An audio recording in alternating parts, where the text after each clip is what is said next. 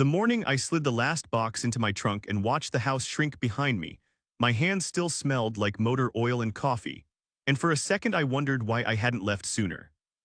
That image of me hunched in the driveway at 6 a.m., boxes sweating under a blanket while the porch light cut a pale ring across my dad's slippers, is the one people picture when I tell the story, tense, small, decisive. But it only makes sense because of everything before it, in the slow drip of ordinary days that taught me how to be responsible without making me feel important. My name is Caleb Morgan, I'm 26, and I teach third graders at a public elementary school outside Columbus, Ohio. The classroom smells like marker dust and the cheap lemon cleaner the janitor uses, and fluorescent lights hum over rows of mismatched desks while I try to remember which kid needs extra reading help today. Report card season is a kind of quiet panic. Stacks of folders, parents' nights, and my thumb worn soft from writing the same careful encouragements so many times that the phrases become rhythm. I care about those kids in a way that makes early mornings and late-night lesson plans feel worth it, even when my paycheck says otherwise. I live in the house I grew up in, a split level with a maple by the driveway that shivers in spring because it made sense while I tried to save.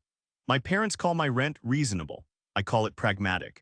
I give them a modest sum every month not because I'm grateful for the roof but because I'm trying to buy a future that isn't hinged on their goodwill. Cheap rent means a deposit for an apartment, a down payment someday, an escape hatch that I can plan for without panicking. I mow the lawn on Saturdays, the mower coughing like an old dog because my father's back goes out if he leans wrong. I fix the leaky faucet in the guest bathroom when it decides to weep at midnight, hands smelling of plumber's grease and victory for an hour. My contributions were small and steady and crucially visible. I bought my own groceries, cereal, eggs, salsa, and learned to make enough dinners to both feed myself and let mom keep her Sunday roast when she wanted. I paid for my own car insurance, learned how to change a tire, and filed the paperwork when something expensive happened with Dad's truck. It felt fair, like an adult's ledger where I logged the things I could do and the things I couldn't. I wasn't asking for praise. I was asking for the quiet dignity of being the guy who does the work without complaint. That patience is who I am at the kitchen table, grading papers late into the night, fingers stained with highlighter and resolve. What I didn't know then was how habits of favoritism could reroute the map of a household. My sister Madison had been a different weather pattern in our family for years. High drama, low tools, and irresistible gravity that our parents tumbled toward. They called her Mads like a secret rearranged calendars for her calls and seemed to think money was a kind of thinking out loud advice. I watched them fix her cars, bounce her rent checks, and even pull money from a savings account Dad said was for safety to pay for things that made Madison comfortable, which felt like stealing by committee. I kept telling myself staying was temporary, rent here, save there, but the lines between temporary favors and permanent expectations were already starting to blur in ways I didn't fully see. She arrived on a Tuesday like a weather front, sudden and all at once, standing in the doorway with a duffel and that look that always meant she expected the world to rearrange itself. Madison Cole is 34, tall enough to fill rooms with her shoulders, and she knows how to use her smile like a key.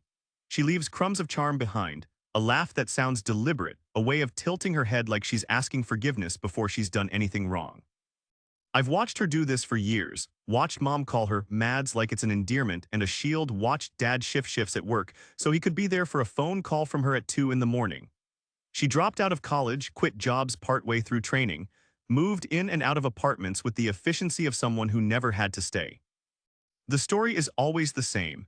It wasn't the right fit, or I wasn't ready, and my parents' faces would soften like they were remembering a child learning to walk instead of a grown woman running away from responsibility. Madison didn't bother with a dramatic entrance. She hugged Mom like she'd been gone a week when it had been years, set her duffel on the foyer floor, and after a breath or two she let the news fall in a voice that sounded rehearsed and fragile all at once. "I'm pregnant," she said, as if it were both confession and explanation. There was a pause where the house held its breath, and I watched how Mom's fingers went to her mouth the way they always do around Madison. Dad blinked like the world had shifted on its hinge, and for a moment I thought someone would ask the obvious question, but no one did. The father, whoever he was, slipped out of her sentences the way bad weather slips through a half-closed window. He was there and then he wasn't, a disappearing name in a sentence about a life half-built. Within a week the house smelled different. Primer and wet paint, the sweet chemical bite of laminate under a tarp, and the steady thump and ring of tools that make a space belong to a different plan. Mom and Dad hired contractors who arrived with work boots and clipboards, and the basement that used to be Dad's den and my old play area was gutted with quick professional hands. They put in new laminate that smelled like sawdust and something newer, a tiny kitchenette with a third-hand mini-fridge and a two-burner cooktop, and they painted the walls a soft gray that looked like a promise in daylight and like an apology at night. The boxes for tiny appliances were stacked in the garage like trophies for a life they were assembling out of hope and money. I listened to them talk about it at the kitchen counter the night after the contractors started, voices low enough that they thought they were alone but loud enough for me to hear from the hallway. Linda said, "Maybe we'll tap a portion of the retirement. It's just to help Madison get on stable ground." Her face was the same face she makes when she folds laundry and counts socks, practical and certain and somehow wholly convinced this was an investment. Michael rubbed his forehead the way he does when he's trying to solve two problems at once, and he said, "We can manage it at least for a little while." I could hear the arithmetic in his voice, the soft negotiation with himself. I could also hear the part he didn't say, who would take care of a baby when Madison decided she needed to be somewhere else. Madison moved in with the kind of efficiency that suggested she had every right to a space in the house, and no one asked whether that right should be earned. Her things sat in neat piles, scarves folded like flags, candles she didn't light, and a baby book she opened and thumbed through like a prop for a future she wasn't ready to parent alone. She spoke of the father in vague present tense fragments. He said he'd help, and then of his vanishing as if it were a logistical hiccup. I felt the corners of my patience peel away the more I watched them soften around her, like the house was a magnet, and she was a stubborn coin they kept plucking from the floor. I watched the renovation with a mix of concern and resignation because saving for a deposit is a ledger you keep in your head, and suddenly the numbers were shifting under me. The smell of paint was a cloak for something more expensive than the contractor's invoices. It was a lifeline being thrown down at someone else's feet. I did what I always do when confronted with something that doesn't feel right. I folded it into the archive of small compromises I told myself I would outgrow. I mowed the lawn between contractor visits, answered phone calls from suppliers when Mom missed them, and kept giving the modest rent I'd promised because it felt like the right thing for now. But inside, a quiet ledger was filling fast with a different calculation. How much more of myself might they quietly expect to give away? The night the house was supposed to be asleep, the contractor's truck had already left and the basement smelled like drying paint and a promise someone else could afford.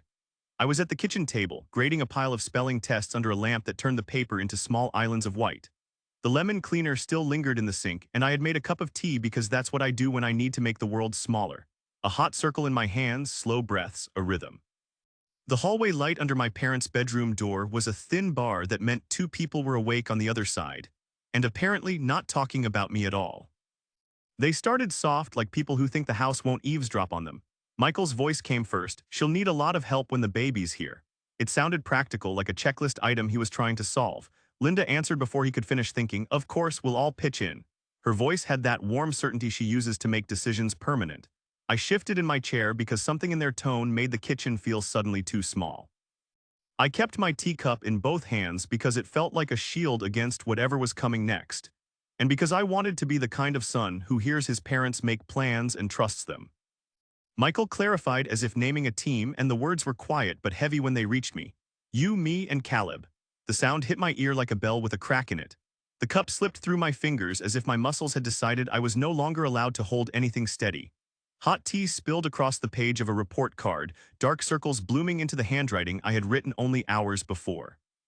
For a moment I watched the liquid map itself across the paper, and I watched the words on the other side of the wall, "You, me, and Caleb," settle like a label someone else had already stuck to me. I didn't bolt out of the kitchen, I didn't shout. There was no dramatic exit because the kind of betrayal they had planned was quieter and more dangerous. It was being assigned a life without consent, a job title adding itself to my name. I sat very still while the house sighed and the clock ticked and the paint smell turned my tea bitter. My mind ran through the small ledger I had kept in my head for years. I mow the lawn, I fix the faucet, I pay reasonable rent, and I watch the neat columns smear where the tea had touched the paper. That neatness was a lie, I realized. My parents used the language of family to bootstrap a labor agreement they never asked me to sign. I lay in bed that night while the house settled around me, and the words kept looping like a song with a chorus I hadn't agreed to sing. I pictured a newborn, a bassinet in the soft gray basement, a clockwork of late-night calls and weekend duty hours carved out of my life. I ran numbers quietly. What would unpaid, on-call babysitting cost me in overtime I couldn't do, in lesson prep lost, in shifts missed for a job I didn't even have? I thought about how much I had saved and how quickly a few nights here and there could erode that cushion. My anger had texture, not the hot, sermonizing kind, but a steely, practical sort that catalogs and calculates. It was the kind of anger that writes lists and makes a plan before it makes a face. By the time the house was fully asleep, the stain on the counter had dried to a dark ring like a time mark. I stood at the sink and breathed over it until the steam fogged the window, and I realized that the private conversation I'd accidentally made public to myself had created a line. The line wasn't loud, it was an agreement I hadn't signed. It felt less like betrayal and more like an audition I hadn't wanted to perform in. I didn't know yet how I would refuse, but I knew I would. My hands, the ones that fixed faucets and graded papers and stirred tea, had learned one more thing. When your name is used like currency, you get to decide your own value. Spaghetti night at my parents' house is a ritual that smells like garlic and the warm yeast of a life that expects you to sit and be grateful. My dad, Michael, insists on making the sauce from a jar and swears by an old wooden spoon that has a groove worn into it from years of stirring. We pulled plates out, the steam fogging the center of the table like a small fog bank, and Linda had set out bread with butter that softened too quickly under the kitchen light. Conversation skidded like an old car on the same potholes, talk about work, the neighbor's new fence, the school fundraiser, while Madison lounged on the couch with her phone scrolling like she was editing the scene to look casual. Dad laughed too loudly at a joke about a pencil sharpener, the way he does when he wants to keep things buoyant, and for a moment I let myself sink into the comfort of the familiar. My mug, coffee turned cold from late grading, was warm in my palms until Linda cleared her throat and said, "We've been thinking." The room shrunk in a careful way, like someone drawing curtains around a stage. Madison glanced up for half a second, smirk-ready, fingers still flicking the screen. I felt the hair on my forearms stand up, an old signal that said a trap could be closing. Michael's voice tried to make it simple. "She'll need help, and since Caleb lives here, it would make sense for him to help with babysitting." He said it like he was arranging furniture in a room that had already been decided. The sentence fell into the table like a fork clattering. I blinked, looked at my plate, and the spaghetti had become a small island of sauce. "Excuse me," I said, and my voice sounded too loud in my ears. I listed the things I already do: rent, mowing, the faucet I fixed last month, and I said them cleanly, like entries in my head I thought mattered here. Linda's face tightened in a way I had seen when budgets were being whispered about and bills were being sorted. She tilted her head and spoke as if she were offering a solution, not an ultimatum. "Maybe we need to rethink your living arrangement." The words weren't wrapped in anger, they were practical. She continued softer, "You're not paying market rent, Caleb, we just want what's fair." The subtext was thick and ugly: "Let him be our free babysitter or we will make him pay." Madison's smirk widened into something small and cruel, like a coach who loves a perfect play. I felt my coffee cup slip again, fingers tightening around it until the porcelain bit into my palm because the scene was so precise it hurt. My mouth wanted to explode with the list of what I contribute: groceries I buy for my meals, the nights I hand over money for furnace repairs, the Saturdays I spend mowing the lawn when Dad's back gives out. I said those things quietly but clearly, and I watched them try to rearrange value around me. Suddenly, I knew I was not being asked to help. I was being assigned a job with no pay and no say. The table tilted in a way that made the house feel smaller and more like a ledger, and for the first time the math didn't add up in my favor. Madison laughed a little at something on her phone and then looked up as if I were performing. "It'd be for the family," Mom said, the phrase poised like a benediction. That phrase hit me like a seal. Family in their mouth meant duty without consent. I left my plate half-eaten, the bread still warm and soft, and I walked out of the kitchen with my heart pounding so hard I could hear it in the hallway. I didn't have a plan then, not really, but I had a new certainty. I would not be the unpaid fallback for someone else's life. I closed my door behind me hard enough that the picture frames rattled, and I sat on my bed breathing fast, suddenly wide awake to the shape of the choice they were trying to make for me. The week after the dinner felt different in the house, like the air had learned to keep a secret. Breakfast was a series of small things that were meant to be noticed. Linda sliding my cereal box across the table a little farther, Michael making a show of checking the garage door opener in front of me, and Madison leaving a pair of muddy shoes by the couch as if claiming communal space. She would snap the elastic of a grocery bag open and pull out things she hadn't paid for, my brand of coffee or the frozen lasagna I'd bought on sale, and when I asked about it she said with a practiced shrug, "I thought you wouldn't mind." The jabs were polite, almost affectionate, but they were designed to be sharp. At night I opened my laptop and did what I do when a problem needs solving. I made a spreadsheet. Columns and rows, neat sums and realistic lines. Income on one side, expenses on the other, savings toward an apartment deposit below. I tightened the numbers until they fit like puzzle pieces. I checked my bank balance 3 times that week, the way you check a wound to see if it's sealing. I ran scenarios. If I could find a roommate, could I swing rent plus utilities and still eat? What if my mower needed a new belt or the car threw me a surprise? Each scenario had a cost and a contingency. The math was not cruel, it was honest. Hannah Reed brought the option into the room like someone offering a hand across a small, dangerous river. She's a fellow teacher, a good friend who eats her lunch at the same folding table as me and laughs at the same tired jokes about phonics. One afternoon in the teacher's lounge she mentioned, almost casually, that she still had a room in her two-bedroom a few blocks from downtown, furnished, $850 a month utilities included. She said it like she was telling me about the weather, which made me treat it like a lifeline. The number fit on my spreadsheet like a piece I hadn't noticed was missing. I asked questions that were practical: commute time, whether her landlord required a deposit, and she answered in the plain, earnest way she always does. I packed like a man doing archiving, not drama. Over a week I moved belongings bit by small bit into the trunk of my car or into a nondescript duffel I kept under the bed. I folded shirts into neat squares that smelled like detergent-wrapped textbooks I couldn't replace, and carefully unplugged my laptop and a small set of speakers that made evenings at home quieter. I didn't yell or march, I worked while the house slept. I took photos of my room from several angles, not to prove anything to them but to make sure I had a record of what belonged to me. Receipts for purchases, a lamp, a cheap bookshelf, the bike I'd bought used, went into a manila folder that I labeled in my own handwriting and slid under my mattress like something sacred. There was a sort of stillness to my planning that surprised me.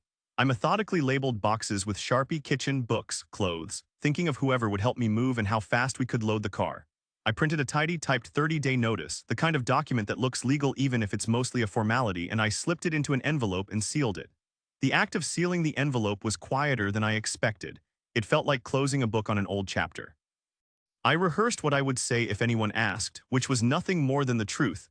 I couldn't be the unpaid fallback. I practiced the calm tone I wanted to keep because anger would only hand them a new script. All through that week I kept teaching, kept grading, kept mowing when my dad's back complained. I was careful to keep the kindness that made me who I am. I'd bring over a casserole when mom had a bad cold, help Michael lift a heavy box, but I was also deliberate about not offering time I hadn't agreed to give. It felt strange to be quiet about such a big change, but it felt stranger to have someone else's decision hanging over my future. The packing, the spreadsheets, the sealed envelope, they were not an act of spite. They were a clean, practical refusal to be used, built with the same steady hands that had always kept my classroom from falling into chaos. I set the envelope on the nightstand with a calm that surprised me, folded the typed notice into a small, neat packet, and waited until the house breathed slow and deep. Dawn was a thin thing, a blue that hadn't decided to be light yet, and I walked down the hall barefoot so my steps made no sound on the runner rug. I had taken a photo of the sealed envelope with my phone for my records, a small, stupid thing that felt like an old habit of mine, proof for a later truth, and then I slid the paper under my parents' bedroom door with the quiet of someone closing a book. The ritual mattered to me. It was documentation and boundary at once, a calm legal thumb on something they'd been trying to make informal forever. They found it faster than I expected. My phone started buzzing before the sun had fully risen, a string of calls from mom, then dad, then a text that read only Caleb. I let it ring until the third call and then answered, because answering seemed less like giving in and more like keeping the conversation honest. Linda's voice broke as soon as she could get the words out, like someone rehearsing a speech that keeps changing. Michael sounded hollow and surprised, a man who had just discovered he'd miscounted the days on a calendar. The calls multiplied into voicemails, then into a family group chat that filled with accusations and the single word cold framed by angry emojis. When mom later came to my school the next day in tears, a scene that made the office staff look at me like I'd smacked the family portrait, the embarrassment of it pushed a principal to step in before she could unload everything she felt. Administrators are procedural. They made a note, they called the counselors, and they requested calm with a kind of neutral force that actually helped me keep my footing. The morning of the move was small and tense in the way only early hours can be. I had boxed things into plain brown cartons and loaded them into the trunk while the neighborhood still smelled like dew and cut grass. Hannah followed in her little hatchback with a face that said she was both nervous and steady, the exact friend you want when you're leaving without a scene. Dad's slippers were on the porch, crooked like an afterthought, and Michael stood in the doorway in a robe, his eyes still puffy with sleep. He looked at me and asked in a low voice, as if we were discussing the weather, "What are you doing?" I shook a box to show it wasn't heavy and met his gaze like I was offering something honest when he wanted drama. "I'm choosing my life," I said, because the phrase felt like a passport and because it was true. Madison watched from the couch with a glare that was almost performance, narrow eyes, and a set mouth that said she had scored a point no one else saw as winning. The screen door creaked when Hannah closed it behind us, a long, familiar creak that sounded like the house protesting. My hands smelled of cardboard dust and stale motor oil from the old toolbox, and there was a kind of relief under my sternum I hadn't expected, a softness that came with air moving around me again. I slid into the driver's seat, took one last rigid look at the porch light and the maple by the driveway, and pulled away slowly down our quiet street. The morning was clean, the road was empty, I could feel the small armature of decisions settle into my bones. As we drove away, I let my phone rest on the passenger seat and watched the house shrink in the rearview mirror. The group chat kept pinging later with accusations. Voicemails piled up accusing me of being cruel while the basement they'd built filled. I'd hear later, with baby gear and plans that still needed work. My relief was not triumph. It was a folding in on myself of a careful man who decided the only honest love he could give his family was the one that started with a boundary. I had a list in my head of things to do: change address, set up utilities, pay Hannah the first month's rent, and I kept one small photograph on my phone, the picture of the sealed envelope under their door. I looked at it that night and thought, clear and unsentimental, favoring someone does not excuse using someone else. My phone became a small, hostile animal the week after I left, buzzing with voicemails that sounded like storms recorded in other people's mouths. I listened to one in the quiet of my new living room, Mom's voice breaking, then Dad's, then a cousin calling me selfish between sobs. The voicemail waveforms looked like angry maps on my screen, spikes and valleys of blame I didn't deserve. Madison posted something public and loud, a short caption with a photo of the basement full of baby gear and the words abandoning family, as if leaving meant I had deserted a sinking ship instead of refusing to be the only lifeboat. My thumb hovered over reply and then steadied. I did nothing for the cameras. I started to trim contact like pruning a tree. I blocked numbers that left threats and insults, and I filtered the family group chat so messages went into an archive I could read later if I chose. Blocking wasn't dramatic. It was a small, decisive click that kept my days from becoming an inbox of grief. When a cousin called asking me to explain myself, I let it go to voicemail and then deleted the message. When a relative posted the latest take on social media, I read enough to know the story would slant, and I closed the app before the anger rose. My quiet felt like armor. It kept me from being drawn into arguments that had nothing to do with the life I was trying to build. The most mortifying moment came when my mother showed up at school during my lunch break with mascara tracks down her cheeks and a look of someone who wanted a scene. The secretary's desk smelled like old wood polish and photocopier toner, and the lunchroom was full of kids trading cookies and stickers. The principal came out when I asked for her by name, and she handled the situation with the steady efficiency of someone who has escorted parents through worse. She talked to my mom gently, then guided her out of the building with an arm at her back like a librarian tucking a loud book back on the shelf. I felt both embarrassed and relieved. Public scenes hurt, but school rules protected me the way a good fence protects a garden. At home, the truth of what my parents had done came into a different kind of light. I heard from family members who understood, little updates that leaked through the wall of outrage. Linda had missed a shift at the clinic because the baby woke up every hour. Michael had been sent home from work with a warning after nodding off at the desk. The basement renovation that looked pretty in photos had eaten more savings than they'd said out loud. People who cared texted me small facts. The contractor's deposit had been higher than Mom remembered. Aunt Jo had dropped off a crockpot and then shaken her head at how tired they looked, and none of that made me feel triumphant. It made me feel steady in the decision I had to make. I kept the paperwork like a small, sensible shrine. There was a photo of the sealed notice slipped under their door saved in a folder labeled Caleb Records. Receipts showing every rent payment and the odd jobs I had done, bank statements with clean lines, and the spreadsheet I had printed weeks earlier with Hannah's offer written in bold. It felt less like preparing for war and more like protecting a fragile truth. I had not agreed to unpaid labor, and I had documented it carefully so no one could claim otherwise. The record was not vengeance. It was proof I had made an adult choice and not a child sacrifice. When relatives tried manipulation, calling to guilt me into returning, I stopped picking up. I set hard limits on contact and told myself what I'd tell my students: boundaries are a form of respect for everyone involved.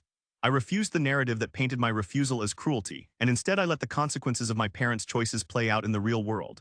They were the ones now waking at night, changing diapers, missing shifts, and learning that newborn care is relentless and small. That sight, the slow exhaustion that mercy cannot mask, was its own kind of answer. I still receive occasional updates, a text from a neighbor about a late-night visit, an aunt's quiet check-in with sympathy and once an apology. I answer the ones that carry facts and ignore the ones made of anger. My life has fewer disruptions now. My apartment smells like clean laundry and marker dust from the grading pile I bring home. I teach my kids with my full head space again, and when I feel the old tug of obligation, I look at the folder of receipts and the sealed notice photo and remember why I left. Setting boundaries wasn't an act of meanness. It was the only honest way I could keep being useful to the people I chose to love. Moving into Hannah's apartment felt small and deliberate, like unpacking intentions instead of boxes. The place was on the second floor above a bakery that smelled of cinnamon in the morning, and the windows caught afternoon light in a way that made my new desk look like its own quiet stage. I unpacked slowly, stacking textbooks where they wouldn't tip, setting the framed graduation photo I'd brought from home on the bookshelf, and unfolding the last shirt as if it were the one that would fit this new life. When everything that mattered was safe on a shelf, I sat on the couch and let myself breathe for a full minute without guilt. The breath was long and real, not the shallow defense I'd learned to take in the house I'd left. Teaching didn't change overnight, but my headspace did. I kept my routines, phonics lessons, guided reading, the small rituals that make kids feel steady, and I started an emergency fund the first month, transferring a modest amount right after payday so I couldn't spend it on anything impulsive. The spreadsheet was still there on my laptop, but now it had a column labeled savings that felt like a promise to a man I wanted to be. I slept better. My grading pile shrank because I wasn't pulled in by late-night family drama, and the marker dust in my jeans felt less like a tie to a life that drained me and more like proof of work I chose. I didn't forget the people who helped me move. I wired Hannah a small moving stipend the day after I settled in, just enough to cover the extra gas she'd used and the chaos she'd borne while we packed at dawn. I bought a coffee gift card for Maya, the teacher who covered my class for 2 days when Mom showed up at school, and I framed a photograph of my classroom, kids holding up a science project, and sent it to Mrs. Whitaker, the retired teacher who'd always encouraged me with a note in my dossier. These were tiny debts paid back honestly, gestures that fit the scale of the help I'd received. They felt like a different kind of family, people who gave support and expected nothing in return. Months moved forward with the flat beat of normal life. I got a new route to school and learned the quicker bus stop that shaved 10 minutes off my commute. I added small joys back into my week, an overpriced coffee on Friday mornings, a Saturday run along the river, and the quiet satisfaction of seeing my emergency fund slowly grow. Occasionally, I heard from relatives with thinly veiled updates. The basement had more baby gear now, the contractor's final bill had been worse than advertised, and Linda looked sleepier in photos. I didn't celebrate those facts. I kept my distance because consequences have a way of teaching better lessons than lectures. Relatives tried the old tactics, baby photos sent with a side of guilt, cousinly pleas that I just come by for an hour, but I kept my boundaries like a fence around a garden I was trying to grow. I answered the practical questions, is everyone fed, do they have a pediatrician? And I ignored the manipulative ones that wanted my labor instead of my concern. I let the record stand, the sealed notice, the bank statements, the spreadsheet. Sometimes truth is quiet and paper-lined, and it does the work of being honest better than a shouted defense ever would. At night, the apartment is small and kind. I make dinner with music low and leave my laptop open at the kitchen table where the lamp throws a warm pool of light over my papers. I grade essays under that lamp, thumbs stained with highlighter and careful pens, delighted at the little breakthroughs the third graders make when suddenly a reading puzzle clicks. My phone, set to mute for the group chat I filtered months before, vibrates without sound and a tiny muted badge appears in the corner. A new image pops into the thread, the renovated basement, soft gray walls, a bassinet, and a tower of baby blankets. And it scrolls past on my screen like a piece of their life I no longer have to carry. I look at that photo for a moment, then close the app and ease the phone face down on the table. The silence that follows feels like permission. Choosing to stop enabling didn't make me cruel. It made room for the life I wanted to build and, paradoxically, may be the only thing that finally forces real change at home.